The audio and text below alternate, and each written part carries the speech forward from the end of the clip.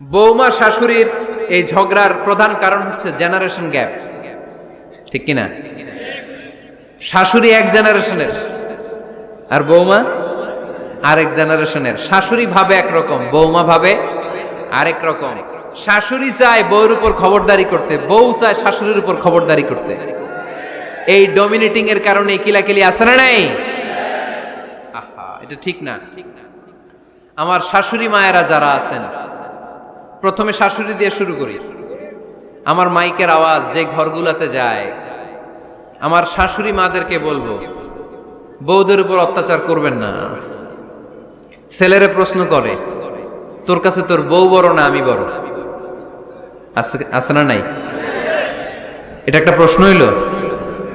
তোর বউ বড় না আমি বড়? দুইজনেই বড়। তো এক ছেলে সুন্দর উত্তর দিছে, আমার কাছে ভালো লাগছে উত্তরটা শুনে। এক মা প্রশ্ন করছে, তোর এতদিন আমি লালন পালন করে বড় করলাম, জীবন যৌবন তোর জন্য শেষ করলাম, আজকে বউ পাইয়া বউ তোর আপন হয়ে গেল? এবার ছেলে উত্তর দিছে, মা, আমার মুখ থেকে মা ডাক শোনার জন্য তুমি কি কষ্টটাই না করছো জীবনে। 10 মাস আমারে পেটে ধারণ করলা, খাইতে পারো নাই, বমি করছো, খালি ওষুধ খাইছো, তোমার পেট কেটে আমারে বের করা হয়েছে, 2 বছর আমারে দুধ খাওয়াইছো, পেশাব পায়খানা পরিষ্কার করেছো। বয়স যখন 3-4 তখন তোমার আমি মা ডাকছি, এই মা ডাকটা শোনার জন্য তুমি এত কষ্ট করছো। আর আরেকবারের মাইয়া এই ঘরে আইসাই তোমার মা ডাকা শুরু করছে। যেই মেয়েটা তোমারে মা ডাকে সে আমার আপন হবে না কেন মা? ঠিক কিনা? এই মা ডাক শোনার জন্য তুমি এত কষ্ট করলা, আমার লালন পালন করলা, 10 মাস পেটে ধরলা, পেশাব পায়খানা পরিষ্কার করলা, এরপরে মা ডাক শুনতে পারছো। আর আরেকবারের মেয়ে জানা নাই চিনা নাই এসেই তোমার ডাকা শুরু করছে মা। তো যে আমার মারে মা ডাকে তার স্থান তো আমার কলিজায়, ঠিক কিনা? শাশুড়ি আম্মারা যারা আছেন, প্লিজ বৌমাদেরকে কষ্ট দিয়েন না। অনেক শাশুড়ি আছে পান থেকে চুন খসলে রেগে যায়, পদে পদে স্ত্রীর ভুল ধরে, বউয়ের ভুল ধরে, আছে না নাই?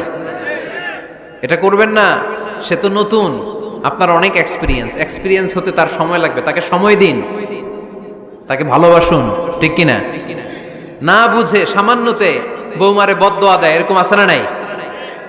কিন্তু বুঝতে চায় না, বৌমারে যদি বদদোয়া দেয় তাহলে তার নিজ ছেলের পরিবারের ক্ষতি, পেটে ধরা যে ছেলে, ছেলের পরিবারের কিন্তু ক্ষতি, তার আপন নাতি নাতনিদেরই ক্ষতি। আওয়াজ করে বলেন ঠিক কিনা? বৌমাকে বদদোয়া দিয়েন না। বৌমাকে নিজের মেয়ের মতো দেখবেন। সমাধান আমি দিচ্ছি, কেমন দেখতে হবে? নিজের মেয়ের মতো। নিজের মেয়ে সকালে ঘুম থেকে ওঠে 11টা, ওইটা সমস্যা নাই। বৌমা কেন উঠলো না, ওইখানেই ঝামেলা, আছে না নাই? মেহেরবানি করে আপনার বৌমাকে আপনার নিজের মেয়ের মতো দেখেন। নিজের মেয়েরে যেমনি আদর করেন তাকেও অমনি আদর করেন। আপনার বৌমারে যদি আপনি কষ্ট দেন, মনে রাখবেন আপনার নিজের মেয়েটাও আরেকবারের বউ হয়ে কয়েকদিন পরে যাবে। আপনি যা যা করবেন আপনার মেয়েকেও তারা ওই রকম কষ্ট দিয়ে বাড়িতে ফিরিয়ে দিবে। চিল্লায় বলেন ঠিক কিনা?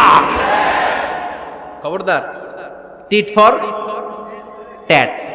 ইট্টি মারলে পাটকেলটি খেতে হয়। এজন্য শাশুড়ি আম্মা জানারা যারা আছেন, বৌমার সাথে খারাপ আচরণ করবেন না মেহেরবানি করে। তাকে আপনি কষ্ট দিলে আপনার নিজের মেয়েটাও আরেক বাড়ির বৌমা হবে, সেও ওই বাড়িতে এই কষ্টগুলো ভোগ করবে। এগুলো যখন আপনি শুনবেন তখন আপনার চোখ দিয়ে পানি পড়বে কি পড়বে না? পড়বে। এবার আসেন বৌমার কথা বলি। বৌমা যারা আছেন মেহেরবানি করে, বৌমা যারা আছেন মেহেরবানি করে আপনার শাশুড়ি আম্মাকে নিজের মায়ের জায়গায় রাখবেন। আপনার বাড়ি ছেড়ে নতুন বাড়িতে আসছেন, তো এটাই তো আপনার বাড়ি। আপনার মা রেখে দিয়ে নতুন মা পাইছেন, এটাই তো আপনার মা। তো ওনাকে মায়ের জায়গায় বসাতে আপনার সমস্যাটা কোথায়? বৌমারা খেয়াল রাখবেন, আপনি আপনার শাশুড়ির সাথে যে আচরণটা করতেছেন, আপনার শেষ বয়সে আপনার ছেলের বিয়ে দেওয়ার পরে যে বৌমাটা আসবে ওই আচরণই আপনাকে ফিরিয়ে দিবে। The nature has its own return. প্রকৃতির একটা মাইর আছে, এটা শেষ মাইর, এটা শেষ খেলা। প্রকৃতির খেলা বড় খেলা। আপনি আপনার শাশুড়ির সাথে যে আচরণ করবেন, আপনার শেষ বয়সে আপনি একদিন শাশুড়ি হবেন, এটা মাথায় রাখবেন। ওই আচরণই আপনি ফিরে পাবেন। আওয়াজ করে বলতে হবে ঠিক কিনা? এজন্য 9 নাম্বার পয়েন্টস হচ্ছে মিউচুয়াল রেসপেক্ট। সবাই যেন সবাইকে ভালোবাসি। দোষ ছাড়া মানুষ নাই, সবার দোষ আছে, আমরা যেন একে অন্যের দোষ না খুঁজি। বৌমারা, আপনাদের কেন যদি আমার মাইকের আওয়াজ যায়, অল্প কিছু টেকনিক অবলম্বন করলে আপনি আপনার শাশুড়ির মন জয় করতে পারবেন। শাশুড়িরা আসলে বেশি কিছু চায় না, আগের জামানার মানুষ তো, এদেরকে ওইভাবে হাত করতে হবে। মাঝে মাঝে একটু শাশুড়ির মাথায় তেল দিয়ে দেন, চুলে তেল দিয়ে দিবেন আর কি, মাঝে মাঝে চুল আশ্রয় দিবেন, এগুলো কিন্তু খুব পছন্দ করে শাশুড়িরা। ওনার প্রেশারটা একটু মেপে দিবেন, ডায়াবেটিক্সের ওষুধটা খাইলো কিনা সময় মতো খোঁজ নেবেন, কি পছন্দ করে খেতে একটু রান্না করে দিবেন। যেই বক্তার ওয়াজ শুনতে পছন্দ করে ওই বক্তার ওয়াজগুলো ডাউনলোড করে শাশুড়ি আম্মাকে দিবেন, ইসলামী বই দিবেন। দেখবেন বয়স্ক নারীরা মাহফিল যেতে খুব পছন্দ করে, ওয়াজ শুনতে খুব পছন্দ করে, নবীদের কাহিনীগুলো শুনতে পছন্দ করে। বসায় বসায় একটু কাহিনীগুলো শোনাবেন। বাইরে বেরোলে জিজ্ঞেস করেন, আম্মা আপনার কিছু লাগবে কিনা। আর একটা টিপস আছে, চুল যখন আশ্রাবেন আর শাশুড়ির মাথায় যখন তেল দিয়ে দিবেন, তখন অতীতের কথা জিজ্ঞেস করেন, দেখবেন অতীতের স্মৃতিতে হারিয়ে গিয়েছে আপনার শাশুড়ি। কি জিজ্ঞেস করবেন জানেন? জিজ্ঞেস করবেন, আম্মা জান, মুক্তিযুদ্ধের সময় আপনার বয়স কত ছিল? ওই সময় মুক্তিযুদ্ধের সময় আপনাদের এলাকায় কি কি হয়েছিল মা? আরেকটা প্রশ্ন করবেন, মা বিয়ের সময় আপনি কেমন ছিলেন? ওই দিন দেখবেন বুড়ি আর বুড়ি নাই, জুয়ান হয়ে গেছে। ওই দিন বলবে, মা আমি অনেক সুন্দরী ছিলাম, আমার মাথায় অনেক চুল ছিল, আজকে নাই। আমগো গ্রামে আমার সাথে সুন্দরী মাইয়া ছিল না। অতীতের স্মৃতিতে, স্মৃতি হাতরাতে হাতরাতে তিনি হারিয়ে যাবেন। জিজ্ঞেস করবেন যে, মা শীতকালে আপনাদের দেশে কি পিঠা বানাতেন আপনি যখন ছোট ছিলেন, আপনার বাপ চাচারা কি করতো? এগুলো জিজ্ঞেস করলে উনি স্মৃতির পাতা হাতরাতে হাতরাতে চোখ দিয়ে দাঁড় দাঁড় করে ওনার পানি ঝরতে শুরু করবে। আপনার জায়গায়, ওনার হৃদয়ের মনি কোঠায় এমন জায়গায় পৌঁছবে, আপনার ছাড়া উনি কিছুই বুঝবে না। বৌমারা, এই অল্প কিছু টিপস অবলম্বন করে আপনারা আপনাদের শাশুড়ির মনকে জয় করতে পারেন। শাশুড়ি বৌমার দ্বন্দ্ব আমরা চাই না, আমরা চাই শাশুড়ি বৌমাকে নিজের মেয়ের মতো জানো, আর বৌমা শাশুড়িকে আপন মায়ের মতো ভালোবাসুক, ঠিক কিনা? এই মিউচুয়াল রেসপেক্টই পারে শাশুড়ি বৌমার দ্বন্দ্বকে দূর করতে, আর ঘরটারে শান্তির টুকরা বানাতে। আওয়াজ করে বলেন ঠিক কিনা? কয়টা গেল? আর আছে কয়টা? দোয়া করবেন একে অপরের জন্য। দোয়া, সাইয়েদনা ইব্রাহিম ফ্যামিলির জন্য দোয়া করতেন, রব্বি জাআলনি মুকিমাস সালাতি ওয়া মিন যুররিয়াতি রব্বানা ওয়া তাকাব্বাল দুআ। ও আল্লাহ, আপনি আমার নামাজ কায়েমকারী বানান, আমার কলিজার টুকরা সন্তান ইসমাইলকেও নামাজ কায়েমকারী বানান, আমার দোয়াটা আপনার দরবারে আপনি কবুল করে নেন। সুবহানাল্লাহ পড়েন। রব্বানা ইন্নী আসকানতু মিন যুররিয়াতি বিওয়াদিন গায়রি যী যারইন ইনদা বাইতিকাল মুহাররাম। ও আল্লাহ, আমার সন্তান সন্ততি, আমার ফ্যামিলিকে ধুধু মরুপ্রান্তর এই উপত্যকার মধ্যে তোমার কাবা ঘরের সামনে রেখে গেলাম, তাদেরকে তুমি নামাজ কায়েমকারী বানিয়ে দিও। গোটা বিশ্বের সব মানুষের অন্তর আমার ফ্যামিলির দিকে আল্লাহ তুমি ঝুঁকিয়ে দিও। ওয়ারযুকহুম মিনাস সামারাত, ফলমূল দিয়ে আল্লাহ তুমি তাদেরকে রিজিকের ব্যবস্থা করে দিও। তার মানে সব নবীরা তাদের পরিবারের সদস্যদের জন্য দোয়া করতেন কি করতেন না?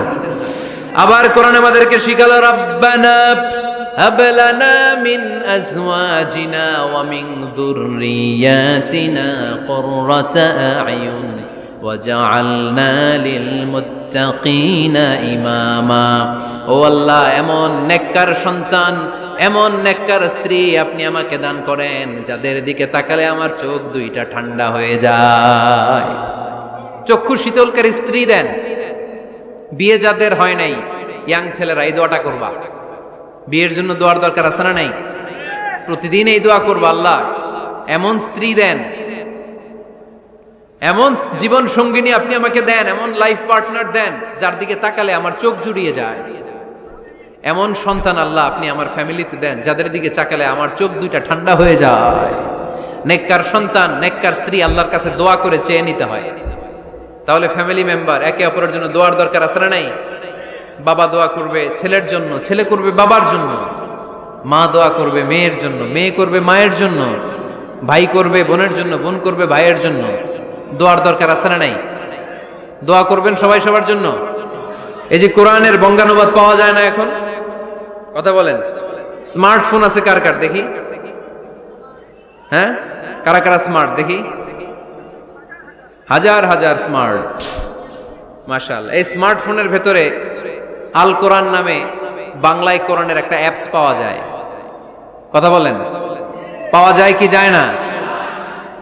আজকে থেকে এই অ্যাপসটা ডাউনলোড করে প্রতিদিন 1 আয়াত 2 আয়াত 3 আয়াত করে পড়া শুরু করে দেন।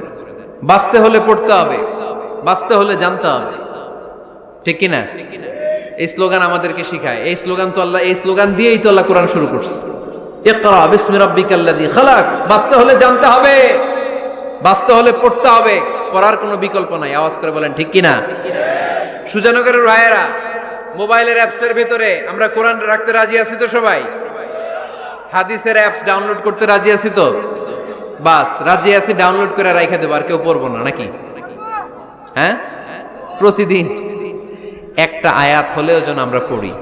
আল্লাহ যা বলা দরকার সব বলে দিয়ে গেছে, নতুন করে আর কিছু